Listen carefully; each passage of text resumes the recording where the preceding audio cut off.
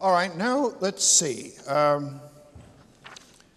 Let me give you one or two rather interesting examples that have to do, again, with the matter of numbers. You know, in the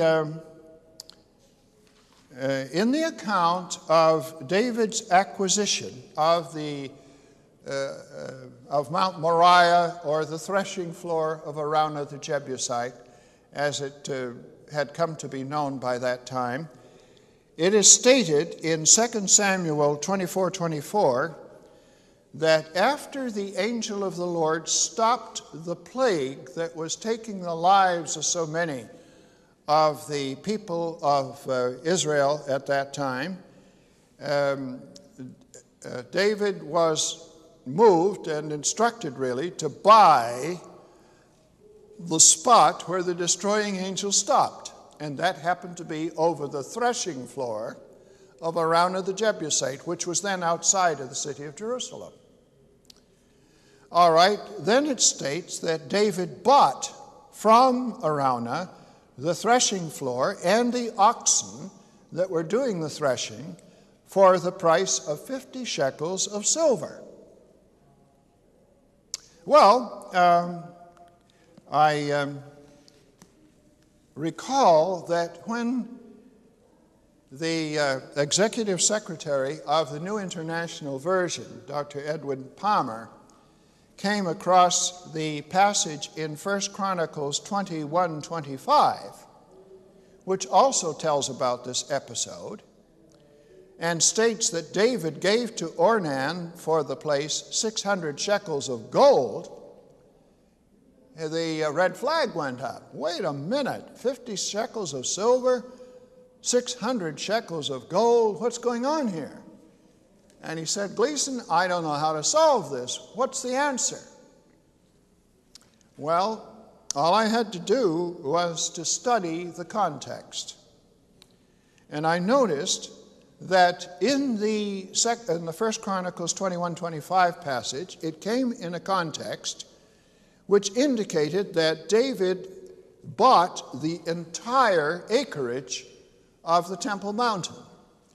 Any of you who have been to the Holy Land and have visited the shrine of the rock, the Qubbat al-Sahra, and the great mosque that's associated with it to the south, the Al-Aqsa Mosque, are aware that this is a very extensive plateau.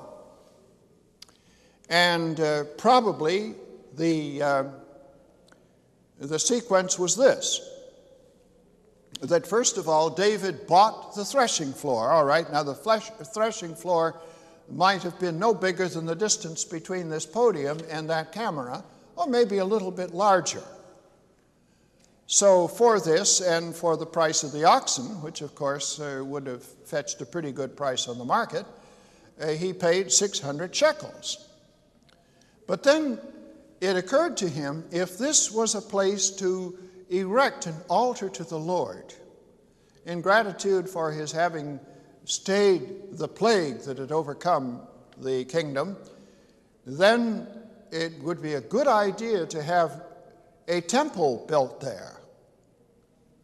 And then also, if the temple was built there, it would be very appropriate to have government buildings and palaces, living quarters for the royal family, and audience halls to receive officials on government business in the adjacent acreage of that Haram al-Sharif, or that